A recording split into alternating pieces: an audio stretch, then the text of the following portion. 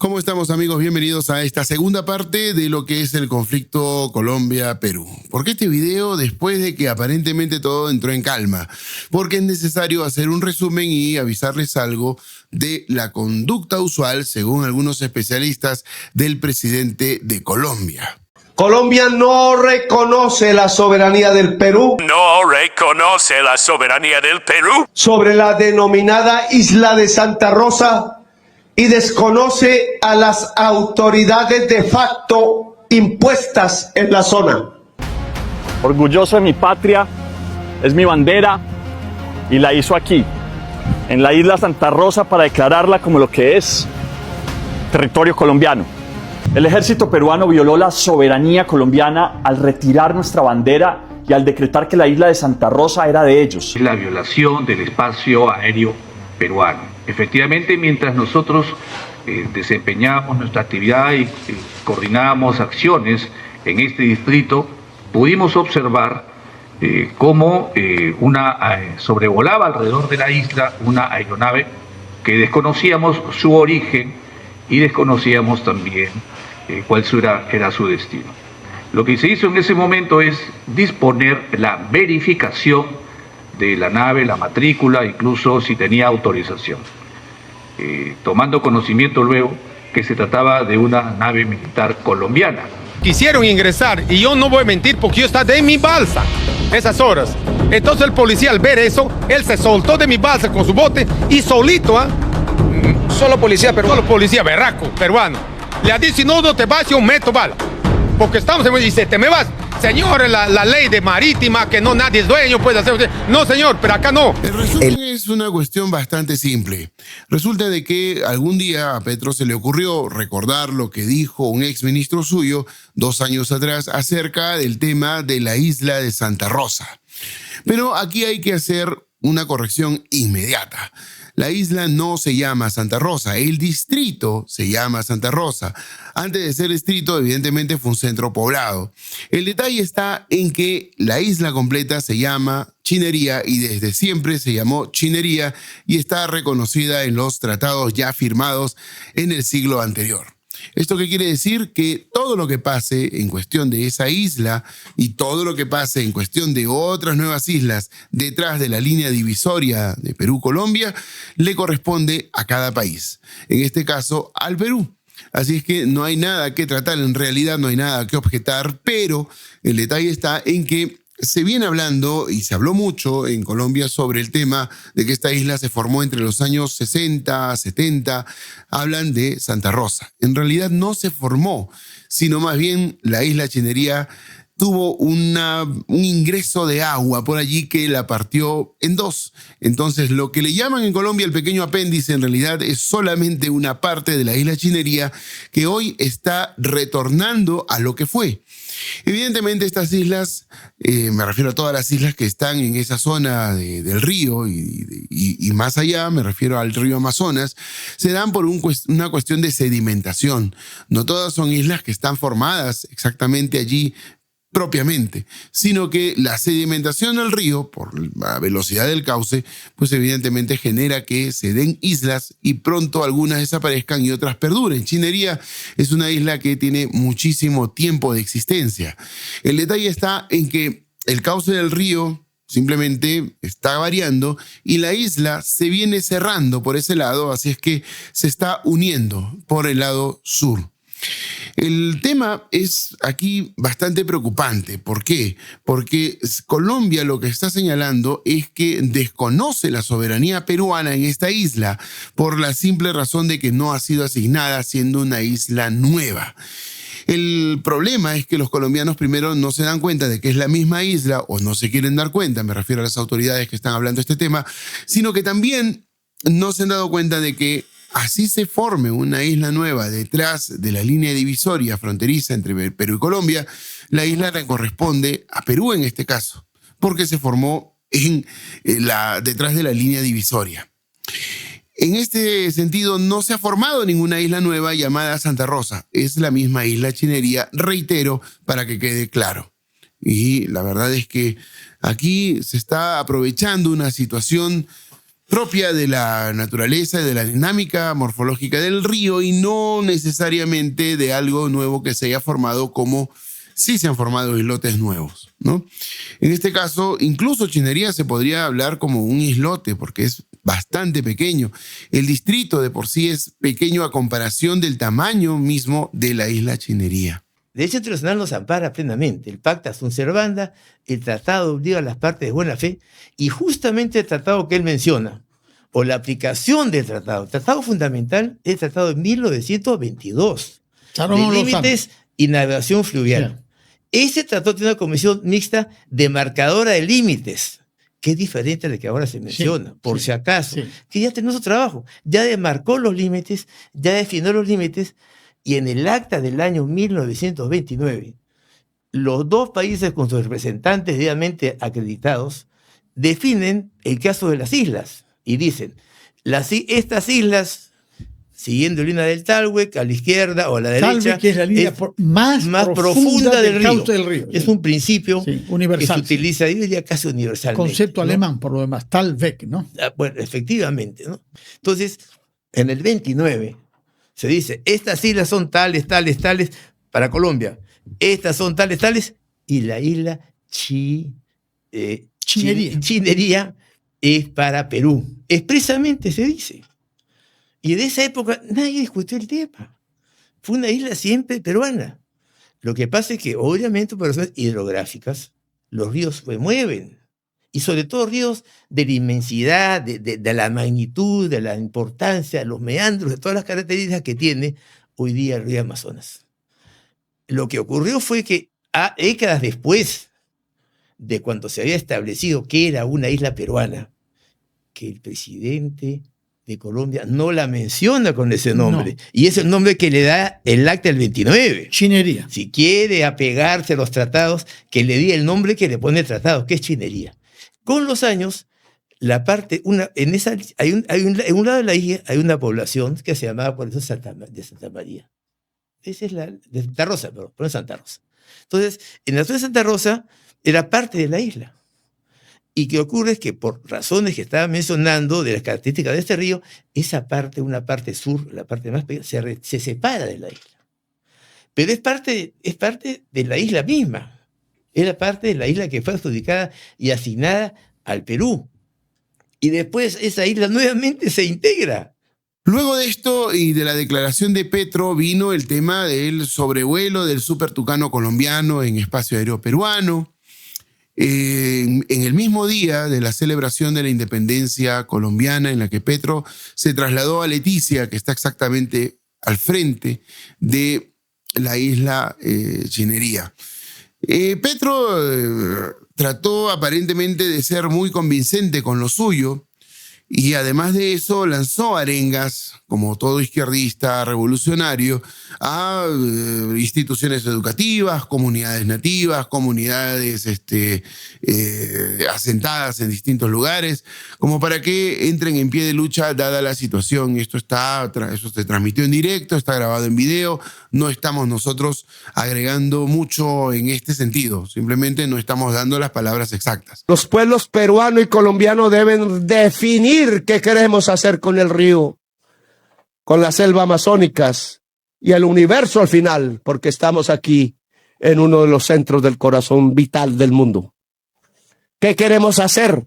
Invito a las organizaciones indígenas, campesinas, ciudadanas en general, a las mujeres en primer lugar, a las organizaciones culturales amazónicas, a las universidades que deben crecer más aún, a que se reúnan con sus homólogos peruanos, ojalá brasileros, y discutamos popularmente qué hacer comúnmente. ¿Nos vamos a una guerra? El tema es que también habló acerca de un comunicado. Dentro del comunicado habló Petro sobre el tema del no reconocimiento de la soberanía peruana sobre la isla que él llamó Santa Rosa, que en realidad es Chinería. Ok, eso por un tema. Fueron 7 puntos en los cuales el final fue que ellos recibían con beneplácito la reunión que se va a celebrar en septiembre próximo en Lima, en los días 11 y 12 de, supuestamente para revisar los límites, etcétera, etcétera, etcétera. 1. La denominada isla de Santa Rosa, junto con otras formaciones fluviales surgidas en el curso del río Amazonas, con posterioridad a la única asignación binacional de islas entre la República de Colombia y la República del Perú, realizada en el año 1929, no han sido asignadas a ninguna de las dos repúblicas. 2. La ley por medio de la cual crea el denominado Distrito de Santa Rosa de Loreto es un acto unilateral del Perú que desconoce los instrumentos jurídicos binacionales al incorporar una isla no asignada y establecer límite internacional entre ambos estados, violando el principio de primacía del derecho internacional sobre el derecho interno. 3. Colombia no reconoce la soberanía del Perú sobre la denominada isla de Santa Rosa y desconoce a las autoridades de facto impuestas en la zona. 4. El acto unilateral de exigir el registro a las embarcaciones en la denominada isla de Santa Rosa es inaceptable y violatorio al espíritu de la libre navegabilidad por el río Amazonas, contemplado en el acta adicional del Protocolo de Río de Janeiro de 1934, en especial en su artículo 12. 5. Reitera su disposición para reactivar la Comisión Mixta Permanente para la Inspección de la Frontera Colombo-Peruana, COMPERIF, que impulsará las acciones para garantizar el cumplimiento del Protocolo de Río de Janeiro de 1934. 6.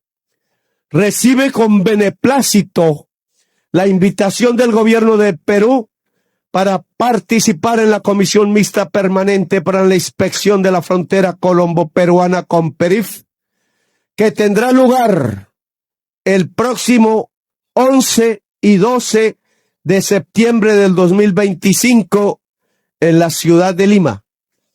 Finalmente, Colombia reafirma su compromiso con la integración regional, la paz y la diplomacia como camino para buscar la solución. Leticia, Amazonas, 7 de agosto del año 2025. Según Cancillería peruana, no hay nada que revisar, no hay nada que tratar. Para algunos especialistas sería una mala idea que la reunión se dé de por sí. Para otros, que se pueda dar la reunión, pero no tratar el tema. El detalle es que Colombia está muy segura, hasta donde podemos apreciar y entender, de que esta reunión no es que le vaya a poner fin al tema, sino que les va a dar la razón. El problema es que no tienen la razón de por sí y no la van a tener. Petro ha hablado de ir a La Haya, otros políticos colombianos también han hablado de ir a La Haya, pero es una cuestión realmente absurda porque la Haya evidentemente está para los países que no han denunciado el pacto y Colombia lo ha denunciado, por lo tanto quedaron fuera después del tema limítrofe de territorial y de aguas con Nicaragua. Y esto sucedió en el gobierno de Santos. Así es que ya hace un tiempo determinado Colombia no está en el Pacto de La Haya. Colombia no puede recurrir a La Haya por su cuenta porque simplemente no pertenece a La Haya, no está dentro del Pacto de Bogotá. Y Perú sí lo está, pero si Perú quiere ir a La Haya, evidentemente las puertas estarían abiertas para que Colombia lleve el diferendo. Pero el problema está en que si Colombia lo presenta, La Haya puede atender el pedido siempre y cuando Perú acepte. A través de una ley se apropia de esa isla. Y habíamos quedado que a partir de 1929 las islas, que hay 4 que se conformaron más o menos entre el 65 y el 70, pues todos esos temas se tenían que dirimir en una comisión binacional que hay para la delimitación de fronteras. Y resulta que, oh sorpresa, ellos vienen y a través de una ley vienen y dictan soberanía y los límites sobre esa isla. El problema de esa isla es que el brazo que donde se puede navegar, el central, el más importante, ese brazo se queda del otro lado de la isla. Y los acuerdos dicen que Colombia tendría jurisdicción en la parte más profunda del Amazonas. Al apoderarse ellos de la isla Santa Rosa, quedaría el lado lleno de sedimento para Colombia y Leticia no tendría puerto ni salida al río, porque se perdería la navegabilidad en este sector, en esa parte. Entonces, dicho esto, si lo hacen por una ley, es algo bastante agresivo. El comunicado fue bastante agresivo. No convocaron la Comisión Binacional con PERIF para que se verificara cuáles eran los acuerdos para la delimitación. Si esto ya fue mal, y creo que ya va mal, nosotros podemos ir a La Haya, que es lo que contempla el acuerdo y el tratado de 1934, pero ahora se la pongo al revés. Con base en lo que está haciendo Perú, ¿qué tal que no vaya a La Haya? ¿Cómo nosotros recuperamos esa soberanía? Por eso hay algunos espontáneos y creativos que han salido a criticarme de forma fea, o cuando yo vengo a decir que esto se puede poner fea, pero lo estoy poniendo de forma de descripción, porque se han saltado ya desde Perú varias instancias diplomáticas para resolver las cosas amigablemente. Si Perú, por su propia cuenta, está reconociendo que hay un conflicto. Y esto sí iría en contra de todo el interés peruano y de la situación que se ha abiertamente hablado por ex cancilleres, el canciller en curso y otros especialistas en derecho internacional. Así es que no tendría por qué Perú ir a La Haya en este sentido y en este caso. La Cancillería peruana custodia, documenta y llega a fundamentar y, desarrollar toda la línea argumental con probanzas reales. Y lo hace de una manera muy profesional desde hace 100 y pico de años. De forma que si fueran a La Haya serían derrotados por goleada. De manera que esto le significaría además un golpe político a un presidente que no goza de una popularidad, pero independientemente de la popularidad, que ha convocado o ha dicho que quiere convocar una asamblea constituyente. Entonces ahí ya le vemos un tufillo bolivariano, quizás con la pretensión de perpetuarse en el poder. Yo no sé si vale la pena ir al Corte de La Haya, si queremos ir al Corte de La Haya, por más que tengamos la razón, porque es aceptar que hay una controversia, y para mí no hay controversia. Pero en todo caso, jurídicamente hablando, y lo has mencionado al presentar el tema hace unos minutos, Colombia no puede exigir al Perú y a la Corte de La Haya. Colombia en el año 2012 se retiró de la jurisdicción obligatoria de la Corte. O sea, Colombia no puede exigir al Perú ir a la Corte de La Haya. Van a la Corte de La Haya si los dos estados deciden hacerlo. En este momento, por más que tenemos la razón, yo no estoy seguro si realmente vale la pena. Debemos ir a la Corte de La Haya porque no hay controversia para nosotros. Y Colombia, evidentemente, no tiene herramientas para poder ir a La Haya tampoco. Ya lo hemos expuesto por qué razones. Así es que esto podría ser parte del discurso, más no la verdadera intención del gobierno colombiano, o en este caso de Petro. La Conferip se va a reunir en septiembre, como ya les dije, y la verdad es que esperemos de que esto tenga una solución absolutamente viable, dado el caso en que existe toda una cartografía y un seguimiento digital de los hechos, como para que esto no siga escalando. Sin embargo, las provocaciones colombianas siguieron. Después del tema de Petro, apareció el impresentable de Quinteros, para izar la bandera colombiana en territorio peruano.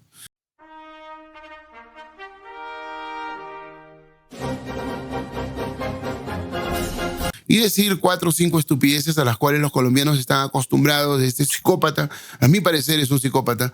Si le seguimos el tema conductual, evidentemente vamos a encontrar que no es una persona normal. Es alguien que tiene algún problema patológico. La mayoría de los psicópatas integrados no son violadores o asesinos en serie. Son personas que están funcionando dentro de la sociedad sin llevar esa doble vida a la que podríamos hacer referencia de una manera amplia, ¿no? Una doble vida como violadores o como asesinos. El psicópata integrado puede ser una persona muy dañina porque en ocasiones va a actuar de una manera muy inmoral y no delictiva. Y en otras ocasiones va a actuar de manera delictiva, pero desde el punto de vista de la contundencia o del reproche social es siempre menor que actos de violencia física y además van a ser difícilmente probados. ¿Por qué hay en la política y en los negocios? ¿Por qué hay un 13% de psicópatas aproximadamente? Porque son lugares de poder. O sea, todo es una búsqueda de poder porque el psicópata está impedido de establecer lazos humanos significativos.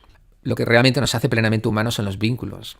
Y por eso la psicopatía es una amenaza existencial, porque el psicópata no reconoce los vínculos y te utiliza como un instrumento, como un medio para un fin. Hay una serie de características. Mira, la primera cosa que yo destacaría es que el psicópata siempre plantea un mensaje de odio, de división. El psicópata no va a inspirar lo mejor que tiene el ser humano. El mensaje del psicópata siempre es: vosotros, los que quiero que me votéis, os vais a sentir seguros, porque yo voy a destrozar a los otros. Este es el gran mensaje del psicópata. La idea del psicópata es: a la gente que él quiere que le sigan, yo te voy a hacer grande, pero lo que voy a hacer es destruir, expoliar, excluir, denigrar, matar a todos aquellos que no nos dejan ser grandes. Esa es la primera idea fundamental. La segunda es que ellos siempre tienen la razón en todo. Ellos nunca reconocen ningún error. Y si se trata de política, sociedad o cultura, su palabra es determinante. Y no admiten que nadie les ponga en solfa o que nadie les critique. El líder psicópata no tiene ninguna ideología. La ideología es su poder. Y si es necesario cambiar de ideología, cambiará de ideología. Porque él lo que busca es el poder y nunca el bienestar de la gente. Él dirá que hará cosas por el bienestar de la gente. Él incluso puede tomar alguna medida que favorezca a lo que es su núcleo de base fundamental. Pero en términos generales, el resultado es miseria para la mayoría de las personas. Yo pongo 10 características muy importantes, pero si tú me pidieras 2 de ellas, yo te diría: una, mira su mensaje. Su mensaje siempre es de división, de destrucción. Les da la tierra prometida o la promesa de la tierra prometida a su masa, pero a costa de destruir a los demás. Y en segundo lugar, fíjate en él. Se quiere tanto a sí mismo que jamás va a cometer un error ni lo va a reconocer. Yo diría que esos son los 2 más importantes. ¿Por qué la nuestra es la candidatura que más ataques va a recibir y por qué eso es bueno? Primero, porque soy el candidato que más los incomoda. Porque mientras otros candidatos se venden a los tapetes rojos que les ponen las élites corruptas, yo los he enfrentado, denunciado y hecho condenar. No les tengo miedo. Segundo, porque las encuestas dicen que seguimos creciendo, y no un poquito, sino mucho. No hemos parado de trabajar. Somos la candidatura que más ha crecido tanto en la general como en la consulta del pacto, y esto no va a parar. Vamos a seguir trabajando. Y 3, porque los candidatos del pacto histórico somos la candidatura que más puntos recoge de quienes no votan la consulta, es decir, los votos decentes, exactamente lo que se necesita para ganar en segunda vuelta. En resumen, cada vez nos van a atacar más porque saben que podemos ganar y que si ganamos, a los corruptos les irá mal. La plata no puede estar por encima de la vida. La censura no puede estar por encima de la vida. Ni Colombia, ni la ANDI pueden estar por encima de la vida. Censuradores, me censuraron para no poder estar aquí. Censuradores, y aceptaron esto. Y no me dejaron estar aquí. Me censuraron. Y me censuraron porque nos opusimos a la venta de carbón al Estado genocida de Israel. Hicieron de todo para que no pudiera estar acá. Pues aquí estoy. Si me equivoco, bueno, en algún momento, si alguien le hace alguna prueba, avísenme para saber si tuve razón o no. Con esto yo no estoy buscando que insultarlo, pero sí dar mi opinión sobre lo que él me parece, por su comportamiento, por cómo viene haciendo cosas. No es un típico figuretti ni un político arriesgado. Es una persona que, al demostrar que no tiene ninguna clase de temor a nada, cumple uno de los presupuestos de lo que tienen que ver con la psicopatía. Y hay que tomar en cuenta algo. Normalmente el psicópata nace, pero existen estudios actuales que señalan de que la gente puede convertirse en psicópata con el paso del tiempo, evidentemente cumpliendo otro tipo de presupuestos. Esto no establece que así sea todavía, pero en el caso de él, pues no demuestra menor empatía en muchas cosas, es narcisista, etcétera. Subestima a todo el mundo, evidentemente, todo el tiempo. Así es que cumple los presupuestos. Con esto quiero dejar sentado el sustento de mi apreciación, sin ser un especialista en la salud mental, de por qué Quinteros es un psicópata. Como quiera que sea, Petro no está lejos de por lo menos ser un sociópata. Así es que aquí la situación es evidente. Hay estudios que señalan que en las más grandes empresas y en los gobiernos, quienes las presiden y quienes presiden los gobiernos, muchas veces han sido psicópatas, y deben de haber algunos, sobre todo los dictadores. Así es que no estoy hablando en balde ni sobre saco roto, ni sobre un terreno que no conozco. En realidad hay cosas que, si uno las revisa, se va a dar cuenta de esto. Bueno, el hecho es que aparentemente lo persiguieron en una lancha y él se escapó. Por las imágenes pareciera que fuera él. Él ha desmentido y dice que esa no fue su lancha. Yo corriendo después de poner la bandera. Ese no era mi bote. Mi bote era otro. Y si quieres le mando el video del bote correcto. Yo corriendo después de poner la bandera. Ese no era mi bote. Mi bote era otro. Y si quieres le mando el video del bote correcto. Viendo el video en el cual él llega a la isla de Chinería para izar la bandera, la lancha de él es mucho más grande. A manos de Perú. Ya nos robaron demasiado con Panamá y el mar de San Andrés con... A la lancha pequeña que estuvieron persiguiendo. Lo que no sabemos es con cuántas lanchas se trasladaron. Eso es lo que no sabemos. ¿Y por qué digo esto? Porque las imágenes en las cuales están persiguiendo a una lancha y diciéndole cosas, una lancha que evidentemente está saliendo de la ribera de la isla Chinería, luego de que la bandera esté izada, son de tan baja resolución, de tan poca calidad, que no se puede distinguir realmente si el sujeto que en apariencia es Quintero sea realmente Quintero.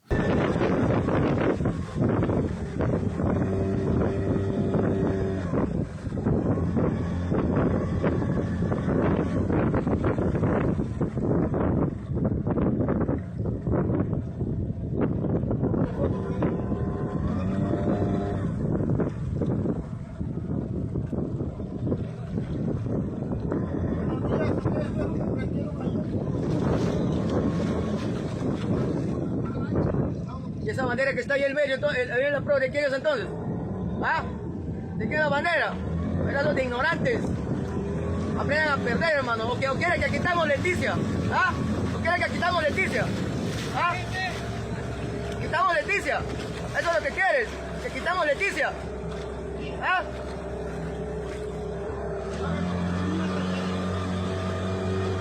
Eso por un lado. Por otro, que Quintero ya antes de izar la bandera había lanzado un video por redes sociales y siguió lanzando otros videos más para elevar su propia imagen. No se trata de soberanía, no se trata de patriotismo, no se trata de un figuritismo simple. Esto lo han planificado. Lo que dicen algunos especialistas en Colombia es que Petro está ejecutando un plan. Y es evidente, porque después de esto ya vino el tema, no solamente antes de que se hice la bandera, estuvo el tema de que la policía colombiana estuvo llegando a costas, a riberas de la isla de Chinería, y fueron repelidos por la Marina y por la policía peruana.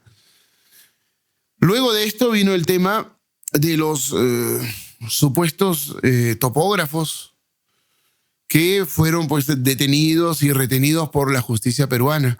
Se hizo una terminación anticipada y quedaron libres. Teniendo en consideración ya lo vertido en esta audiencia y más aún que los investigados han colaborado en todo momento durante la investigación a fin de poder esclarecerse mejor los hechos, pues corresponde a este despacho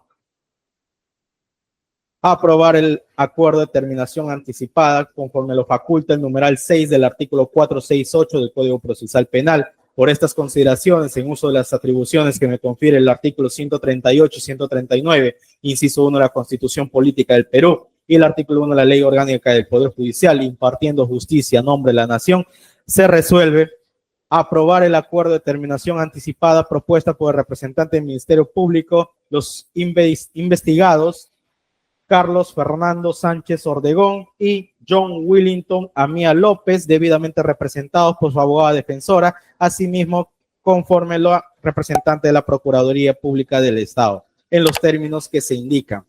Se condena a Carlos Fernando Sánchez Ordegón y John Willington Amía López, ambos de nacionalidad colombiana, y cuyas demás generales de ley obran el presente requerimiento, a una pena concreta de 1 año y 5 meses de pena privativa de libertad suspendida por el mismo plazo, por la comisión del delito que comprometen a las relaciones exteriores del Estado en la modalidad de violación a la soberanía extranjera contemplados en el artículo 337 del Código Penal, en agravio del Estado peruano, debidamente representado por la Procuraduría Pública del Ministerio de Defensa.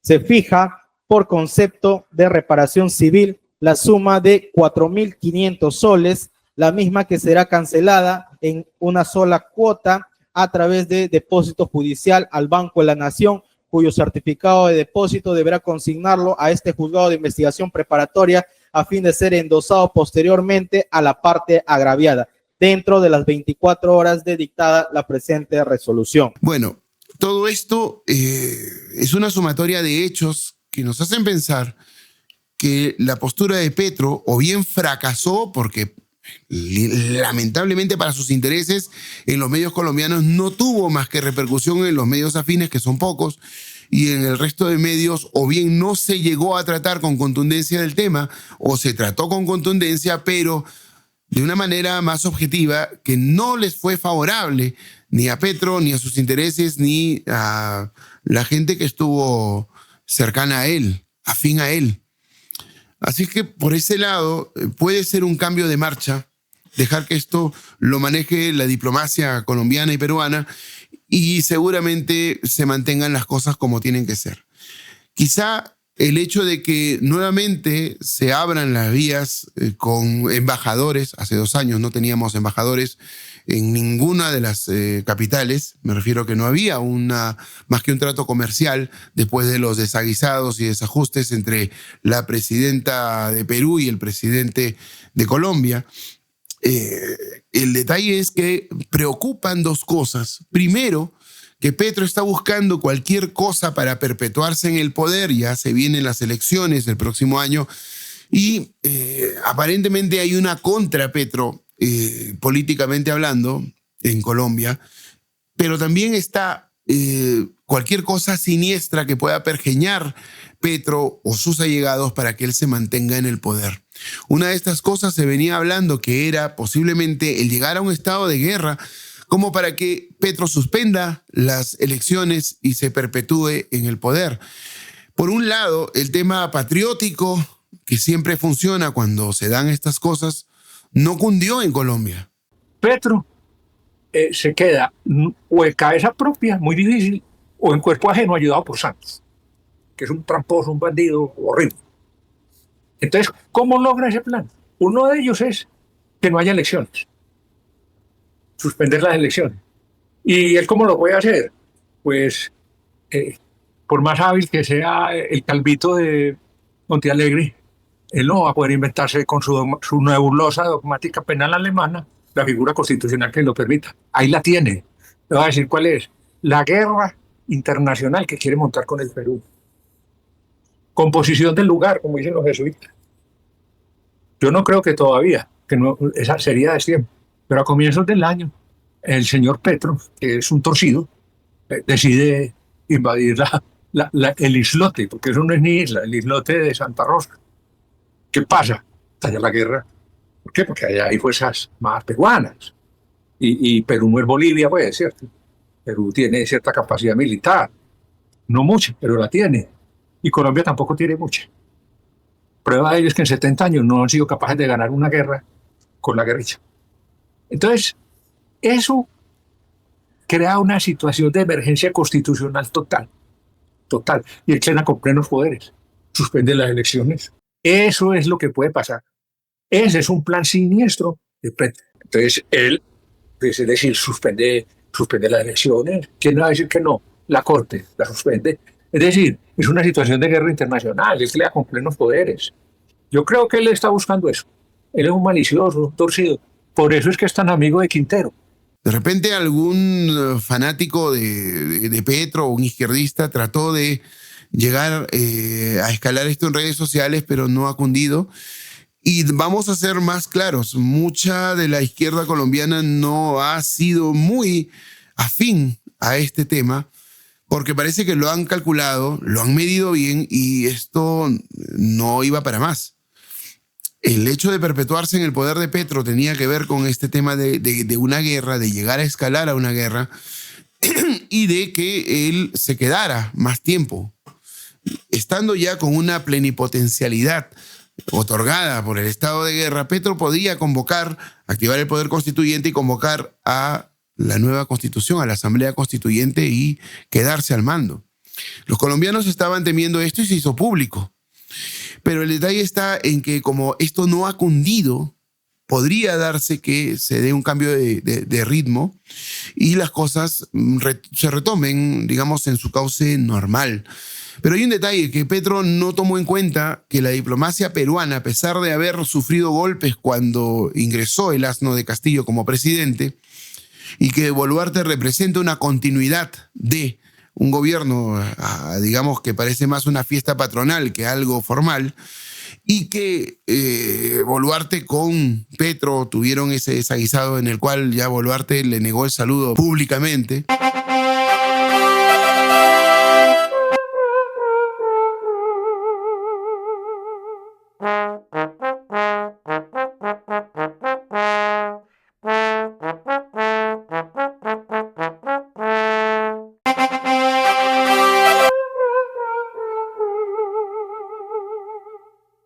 El detalle es que la Cancillería y la Escuela Diplomática Peruana es por antonomasia una de las mejores en el mundo, si no la mejor de la región. Y la respuesta diplomática no solo ha sido firme, contundente, sino que al mismo tiempo pues ha sido muy inteligente, que no respondió los golpes y las provocaciones colombianas. De esta manera, Colombia simplemente se ha visto sola en este conflicto.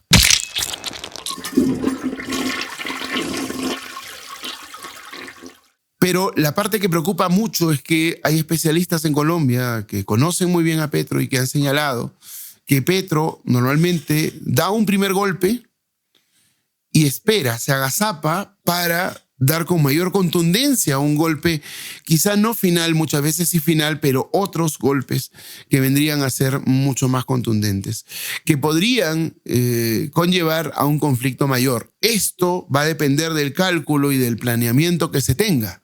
Paz, desescalar el conflicto, desescalar. Ahí no van a desescalar nada, Petro no va a desescalar nada. Petro no va a desescalar nada. Está calladito unos 8 días. Y luego vuelve y empuja y se pone, no como dijo el torcido de Quintero en primera, sino en cuarta, a toda velocidad. Nada como la maldad y el torcimiento del Petro. Petro tiene la cabeza totalmente torcida. Y Benedetti lo mismo, y lo acolita. Petro es un agente provocador, la psicología del provocador. Pero eso se verá más adelante.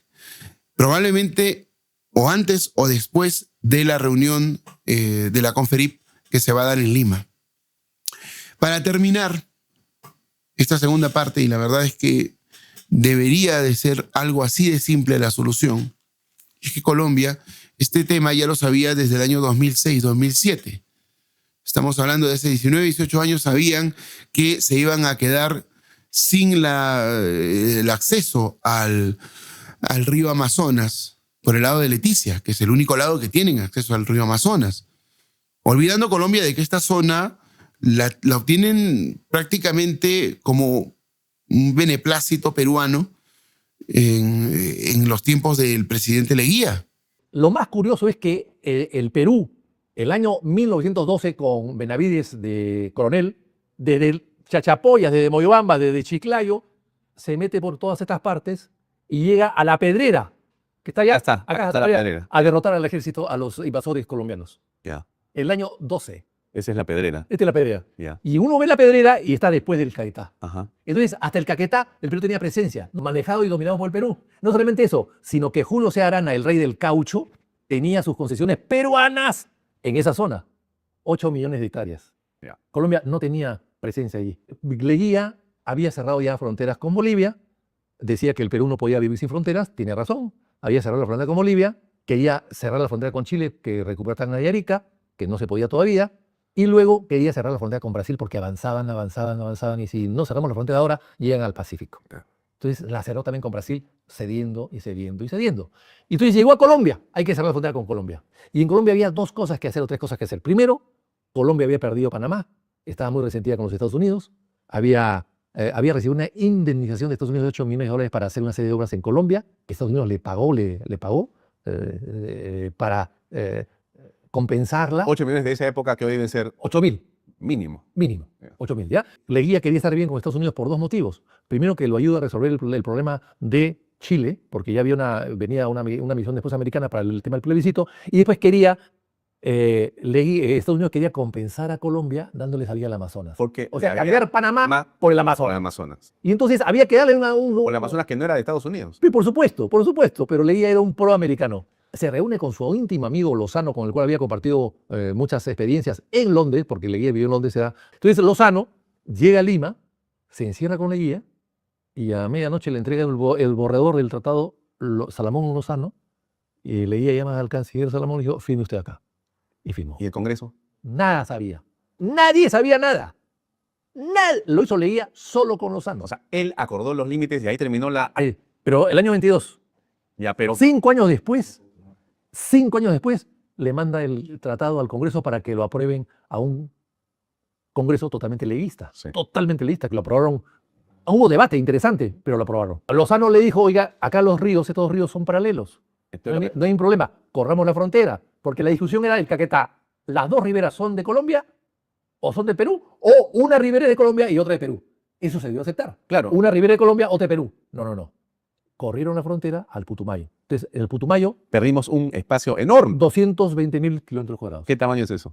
Más grande que Portugal, más grande que muchos países europeos. Después de correr la frontera al Putumayo, había que darle salida al río. Al Amazonas. Lo que querían ellos es tener ribera al Amazonas. Era la obsesión. La obsesión de Colombia y de Ecuador era tener ribera al Amazonas.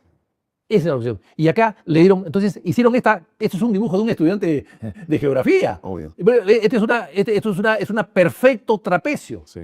Sin respetar la naturaleza. Acá no hay un río, no hay nada. No. O sea, crearon Leticia, que era una población peruana de nombre peruano. De una mujer que era peruana. La esposa de uno de los fundadores de Leticia, que antes se llamaba San Antonio, que se llamaba Manuel Charrón.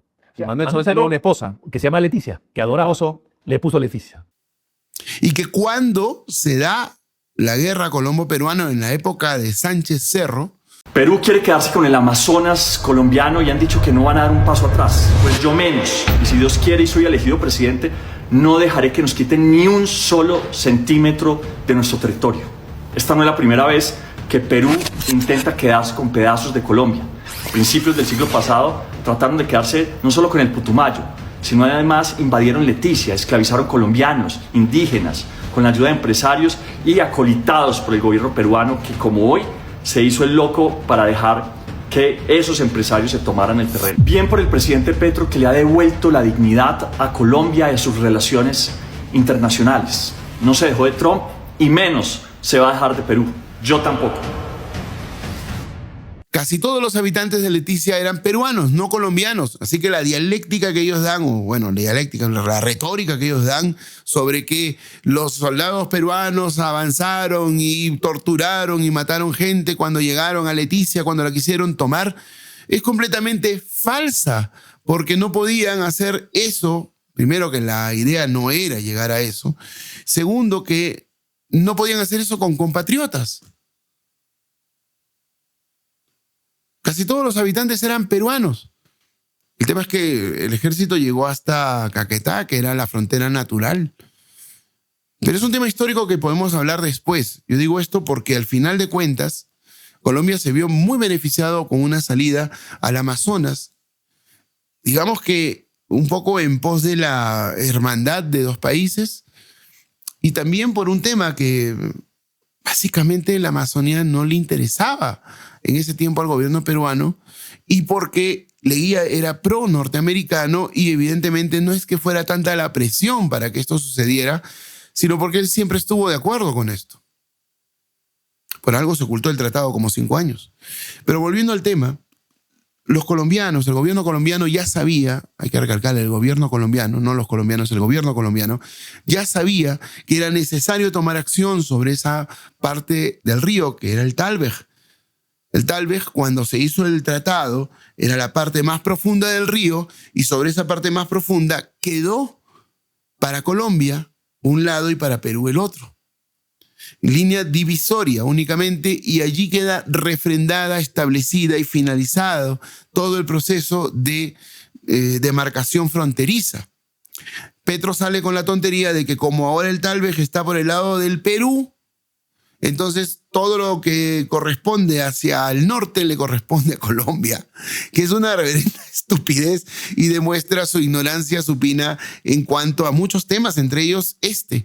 Y si el brazo del río se está secando, la frontera de Colombia no es el brazo seco, es la línea más profunda del lecho del río Amazonas. Y ese principio no se puede abandonar. Si el brazo seco del río, si el brazo del río Amazonas que pasa por aquí se va secando, entonces la frontera de Colombia va hacia el sur.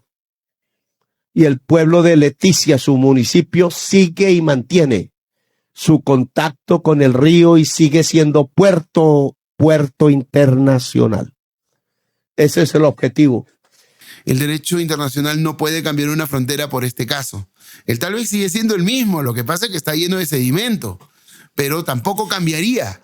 O sea, ya la frontera quedó establecida y no se puede cambiar.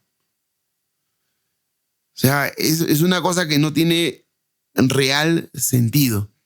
Y podríamos poner varios casos hipotéticos que son también estrambóticos, irrisorios, o sea que nos darían risa, pero no lo vamos a hacer. En realidad, con eso queda clarísimo que no está bien asesorado o que él sabe, pero que subestima al pueblo colombiano y les está mintiendo. Pero yo pienso más que es ignorancia por parte suya porque ha demostrado esa ignorancia en muchos célebres momentos, quizá no al nivel Maduro, pero en Colombia le han hecho varios especiales televisivos en redes sociales sobre el tema. Búsquenlos y se van a reír todo el día. Les va a hacer la semana completa, no el día. Pero el asunto es bien simple. La solución que les queda a los colombianos es dragar esa parte del río. ¿Por qué no lo hacen? Porque seguramente Petro tenía esta carta bajo la manga para activarla en cualquier momento. Porque, claro, han pasado otros gobiernos desde ese año en que se hicieron los estudios. 10 años después, en el 2017, se volvió a estudiar la zona. ¿Y qué pasó? Pues nada. No hicieron nada. Se supone que para el 230, que es la fecha estimada, no habrá pues ribera del río para Leticia. Y el acceso al río la tendrá Perú. Digo yo, si no querían dragar el río, ¿por qué no hicieron la misma propuesta que le han hecho a Maduro? De tener las fronteras libres en cooperación, etcétera, etcétera. Porque tampoco es que la franja de Leticia sea tan grande y el comercio mayoritariamente no pasa tanto por Leticia, pasa por Santa Rosa. Eso ya está desde hace tiempo. Entonces, Siendo naciones hermanas, ¿por qué razón no se trató de buscar solucionar el impasse con Dina Boluarte, restablecer el tema como ya está restablecido de los embajadores? ¿Y por qué con esa raíz no se buscó que hacer un tratado bilateral para generar comercio? Y entonces, dado el caso de que Leticia perdiera la salida al río o la ribera al río, el tratado comercial favorecía a ambas naciones, era una idea viable. En el 2030, Leticia, Colombia, se va a quedar sin acceso directo al río Amazonas porque todo el flujo del agua se va a ir por el brazo peruano. Esa es la consideración y están los estudios. Invías, el Ministerio de Transporte los tiene desde hace 2007, hace mucho tiempo se le dieron las alternativas, las posibles correcciones. Y lo que hacemos nosotros como académicos es un llamado, pero que Colombia tome acciones y decisiones para recuperar el río Amazonas, para Leticia, para los amazonenses y para Colombia. Nuestro llamado es que indiscutiblemente la modelación que se ha hecho indica que el río Amazonas se está corriendo todos sus flujos de agua a un solo brazo, que es el brazo peruano, y los brazos colombianos se están quedando secos. Hay que hacer cosas. El río va más lento, el flujo del agua por los brazos colombianos va más lento, entonces todos los sedimentos, eso se llama caudal sólido, que trae desde los Andes, se van depositando, forma barras de arena, forma playas. Las playas permiten que la vegetación llegue y se construye la isla. Eso son decisiones del río, esto es un proceso natural, morfológico de cómo está construido el río. Es controlable para mejorar un poco. Muy difícil ya devolverlo todo porque estamos con el río más grande del mundo, pero en el estudio del 2007 se le dijo a Invías que había que hacer, pero no lo hizo. Pero todavía se puede hacer. Es el momento propicio para que Colombia tome decisiones contundentes para recuperar el río Amazonas. Lo primero es recuperar el río para Colombia, y la primera recuperación ya el gobierno nacional tiene hace casi 20 años la posible solución. Básicamente a 20 kilómetros arriba de Leticia hay un estrecho que llama Nazaret.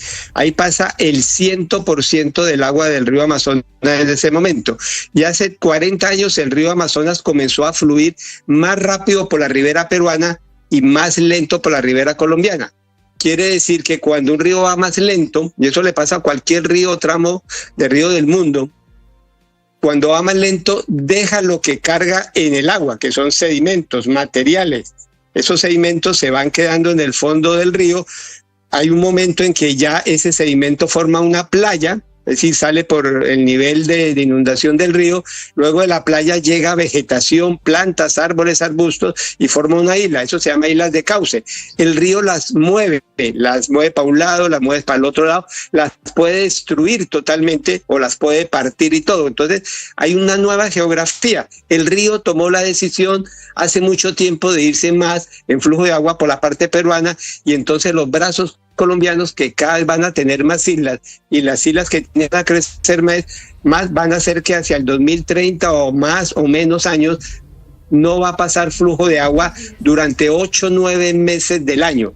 Solo vamos a tener agua en Colombia cuando el río inunda, es decir, cuando las aguas del Amazonas llegan muy altas, más o menos en abril, mayo, junio, pero el resto del año no tendríamos río. Tendríamos que pasar hasta el otro lado, o coger en Tabatinga, en Brasil, los botes, o pasar al otro lado, a las islas peruanas, al otro lado de las islas peruanas, donde va el Gran Río. La propuesta era hacer unas obras en fondo de canal, arriba en el Nazaret, y hacer un dragado sobre el canal que nos preocupa más, que es entre Ronda y Rondiña. Lamentablemente hay unas nuevas islas que aparecieron mucho después, entonces se puede hacer el trabajo, pero los costos serían más altos. Hay que actualizar el estudio, pero esperemos que este llamado de atención de todo lo que está pasando a nivel nacional e internacional preocupe a Invías, preocupe al gobierno de turno, porque lastimosamente los otros gobiernos anteriores también sabían la situación y ninguno hizo absolutamente nada para recuperar el río Amazonas. Pero el problema siempre fue de Colombia. Esto es lo que quiero decir. El problema siempre fue de Colombia. Y hay colombianos que lamentablemente de todas maneras dicen, no podemos perder la salida al Amazonas, Perú no nos la puede quitar. No, señores, Perú no les está quitando nada. Son dos eventos que se dan. Primero, que la inacción del gobierno colombiano de no resolver su problema desde hace 19 años. Y segundo, es el mismo río Amazonas que está dando pues, un tema aquí de qué hablar. Y esto sin haberles mencionado, que Perú, cuando este ex canciller o ministro colombiano hace 2 años habló, Perú planteó un tema de colocar un sistema para poder acelerar el tema del curso del río, del cauce del río por el lado colombiano, en donde se está iniciando este problema de la lentitud del cauce que lleva sedimentos hacia las riberas colombianas. O sea, soluciones se han dado. El gobierno colombiano simplemente no las ha querido aplicar. Por eso es que yo digo, y para finalizar es esto, el problema es de Colombia, lo tiene Colombia y Perú no tiene nada que ver en ese problema. Absolutamente nada que ver. Así que con esto finalizamos esta segunda parte, dejando en claro las cosas para que puedan ustedes sacar sus propias conclusiones. Y más allá de eso, seguramente cuando pase otra cosa, volveremos a conversar y a tratar de este asunto que en realidad nunca debió de haber sucedido.